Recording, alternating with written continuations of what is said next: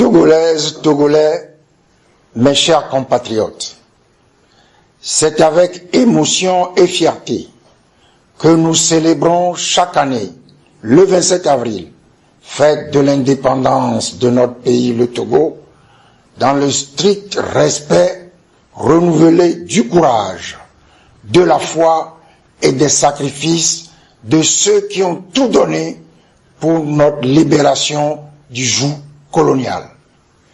Ceux qui ont conduit le peuple togolais à la victoire historique aux élections générales de 1958, en mobilisant toutes les populations togolaises autour des valeurs patriotiques de l'Ablodé, des valeurs de liberté, de justice, de dignité, des valeurs d'intégrité, des valeurs de progrès social et de prospérité partagée.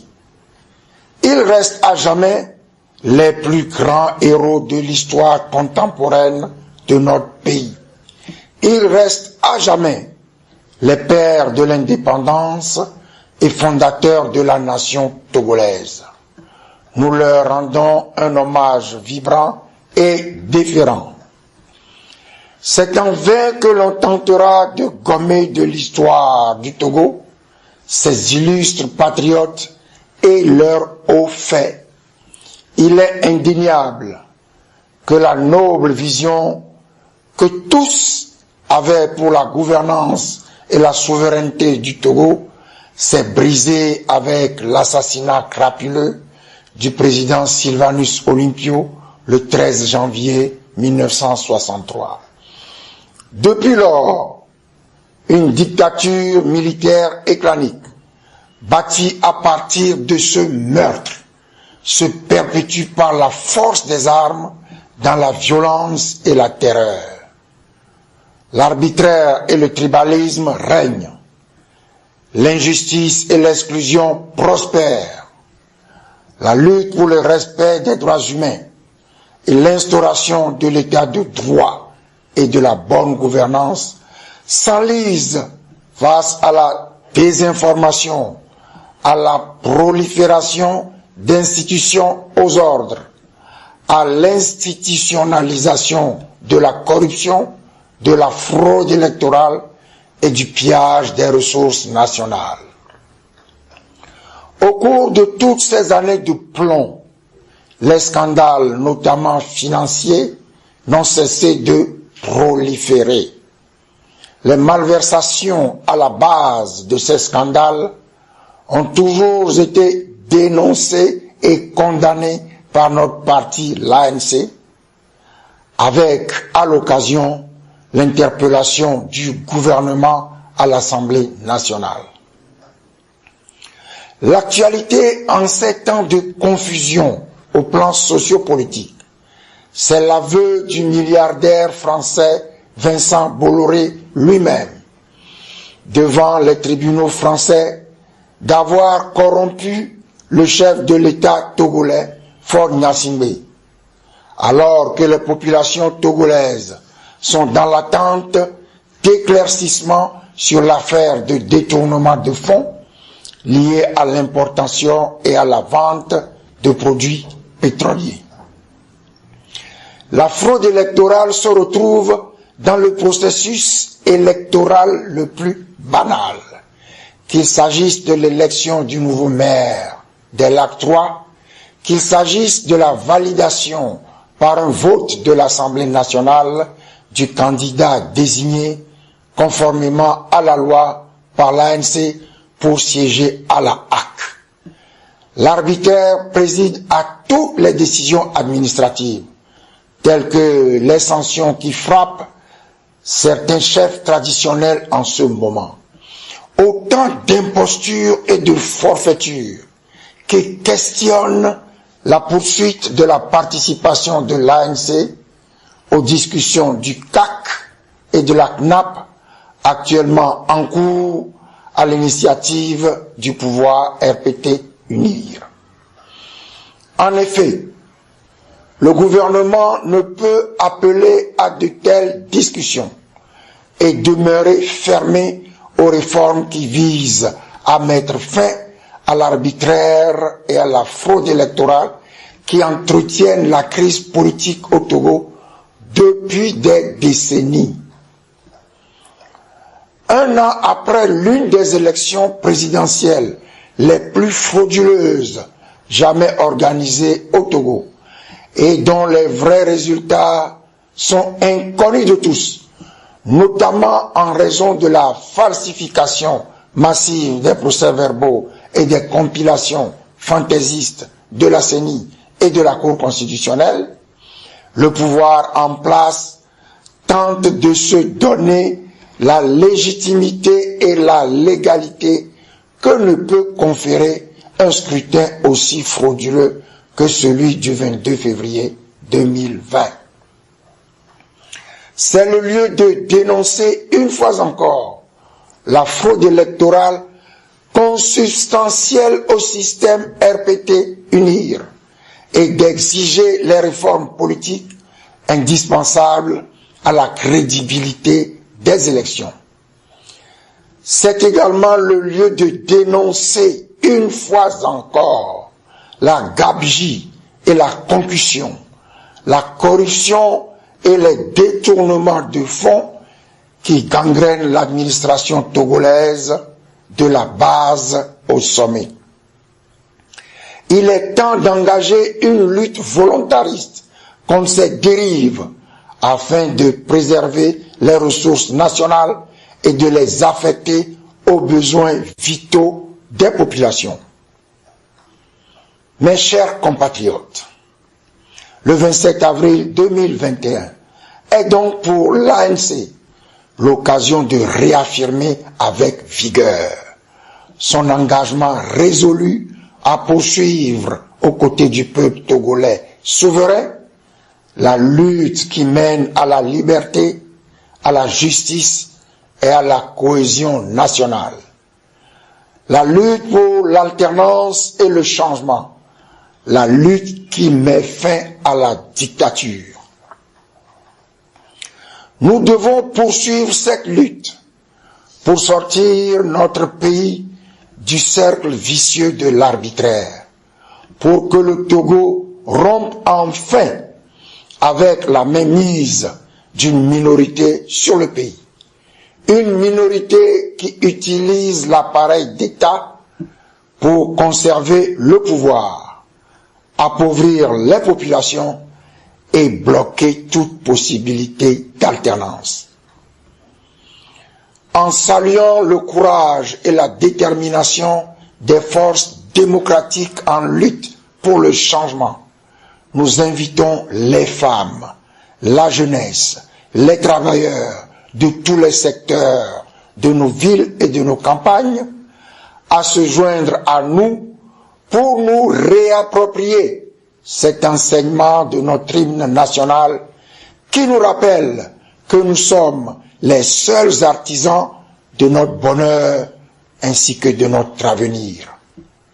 Ensemble, brisons donc les chaînes de la dictature qui nous opprime. Nous en appelons en particulier à la jeunesse de notre pays. Elle doit se préoccuper de la situation lamentable dans laquelle le RPT-UNIR s'évertue à maintenir le Togo, sans aucune perspective d'épanouissement. Les jeunes doivent s'engager résolument sur la voie conduisant à la transformation de notre pays en une nation libre et prospère, débarrassée du tribalisme, une terre qui offre à chacun et à tous les mêmes chances de réussite.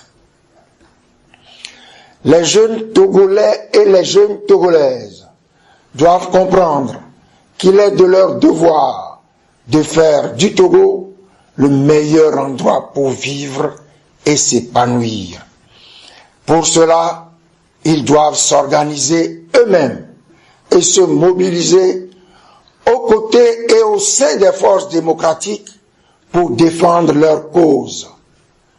Le droit à l'éducation et à la formation, le droit à un emploi leur permettant de vivre décemment. Ensemble, ils constituent un puissant mouvement, une force patriotique. Eh bien, qu'ils mettent leur énergie et leur intelligence au service de la lutte pour un meilleur Togo, celui de leur avenir. Togolaises, Togolais, la célébration du 27 avril est aussi pour nous l'occasion de saluer la mémoire de tous ceux et de toutes celles qui ont donné leur vie au cours de ces années de dictature pour que le Togo retrouve sa dignité. Nous réitérons notre compassion et notre solidarité à tous nos compatriotes blessés dans leur chair, meurtris dans leur âme, injustement arrêtés, détenus, contraints à l'exil ou à la clandestinité. Nous demandons le retour en toute sécurité pour ceux qui sont encore contraints de vivre loin de leur pays. Nous demandons la libération de tous ceux qui sont encore en détention dans les prisons togolaises pour des raisons politiques.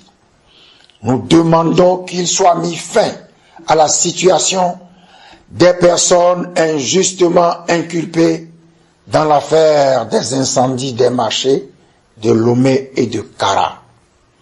Nous ne pouvons accepter que se perpétue l'instrumentalisation de la justice à des fins politiques. Mes chers compatriotes, notre lutte est longue et âpre. Elle requiert de l'endurance, de la persévérance et l'inébranlable conviction que toute cause juste, rigoureusement défendue, finit toujours par triompher. Nous devons malheureusement constater que l'instrumentalisation de la religion et l'usage du mensonge, du dénigrement, de la calomnie et de la diffamation dans le débat politique depuis quelques années, par des personnes se réclamant de l'opposition, ont considérablement affaibli le combat pour l'alternance. Ceux qui se sont livrés et se livrent toujours à ces errements portent devant l'histoire, quel que soit leur statut, une lourde responsabilité dans le recul de la lutte de plusieurs décennies. Ceux qui tirent à boulet rouge sur l'ANC et ses responsables, sans autre raison que de promouvoir un nouveau Messie, se trompent lourdement, car le seul résultat de ces manœuvres politiciennes à courte vue est la désaffection pour les urnes des électeurs de l'opposition qui, déçus, voire dégoûtés, préfèrent rester chez eux au lieu d'aller voter en grand nombre. Il est temps de mettre fin à ces égarements qui démoralisent et démotivent les populations. N'est-il pas paradoxal d'inciter par le mensonge les populations togolaises à haïr un parti et ses dirigeants, dans le même temps qu'il est demandé à ce même parti de mobiliser les populations contre la dictature? Comment mobiliser ceux qu'on incite à vous rejeter parce que vous seriez haïssables?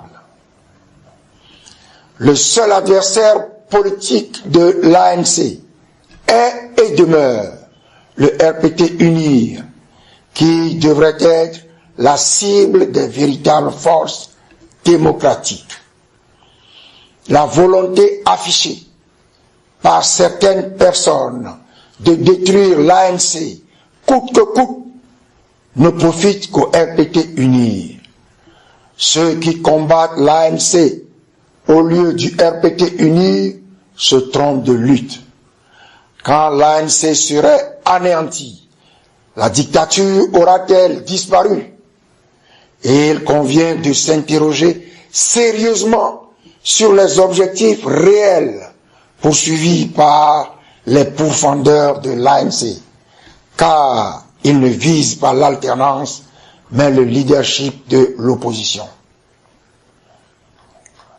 Nous ne pouvons éviter la recherche de la vérité sur les faits qui ont conduit à la situation que connaît l'opposition aujourd'hui. Nous devons tout mettre en œuvre pour connaître les raisons pour lesquelles certaines personnes se réclamant de l'opposition ou prétestant travailler pour l'alternance et le changement ont choisi de franchir la ligne rouge de l'indécence et de l'immoralité, en adoptant des méthodes indignes, fondées exclusivement sur le mensonge et la calomnie, contre ceux qui ont consenti de lourds sacrifices dans le combat contre la dictature. Comment comprendre que ceux qui se sont engagés dans cette entreprise funeste tentent cyniquement de se défausser sur nous des résultats de leurs actes? Cessons d'œuvrer au rejet, à l'affaiblissement et à la disparition des partis politiques en tant que cadre et ferment de l'engagement et du militantisme politique. Face au RPT unir et à la dictature, exaltons plutôt l'effort de ceux qui consolident l'existence des partis politiques d'opposition par un travail acharné sur le terrain, un débat libre et intense au sein de leurs instances dirigeantes et une mise en œuvre rigoureuse des directives de ces dernières dans le strict respect de la discipline de parti. C'est à ce prix que nous allons ensemble redonner confiance aux forces vives de notre pays et remobiliser les populations togolaises en vue d'exiger et d'obtenir enfin les réformes politiques successibles, d'ouvrir la voie à un état de droit. Mes chers compatriotes, je ne saurais conclure ce message sans vous inviter à la vigilance et à la prudence en ce qui concerne la pandémie du Covid-19 qui sévit et se répand inexorablement dans notre pays, le Togo. Elle n'épargne personne. Nous-mêmes et plusieurs de nos proches, ainsi que de nombreux amis et connaissances, en avons fait la douloureuse expérience. Et je puis témoigner personnellement des cas de contamination avérés et du sort de personnes contaminées. Face à une telle situation, je demande instamment à toute la population togolaise d'aller se faire vacciner massivement contre le Covid-19 dans les divers sites retenus à cet effet par les autorités sanitaires. J'en appelle à la conscience et à la responsabilité citoyenne de chacun pour se préserver et préserver les autres de cette pandémie en se faisant vacciner. Je demande aux autorités togolaises de tout mettre en œuvre pour assurer la disponibilité du vaccin contre le Covid-19 en quantité aussi bien qu'en qualité, avec une communication et un encadrement approprié pour permettre au plus grand nombre d'accéder rapidement et sans danger au vaccin. Il reste entendu que seule l'observation scrupuleuse des mesures barrières et la vaccination de l'ensemble des populations permettront de juguler la propagation des contaminations. Togolaises, Togolais, mes chers compatriotes, à vous toutes et à vous tous, je souhaite une bonne fête de l'indépendance. Que Dieu Tout-Puissant vous bénisse, qu'il bénisse et protège notre cher pays, le Togo. Abloré, abloré, abloré Gbadja.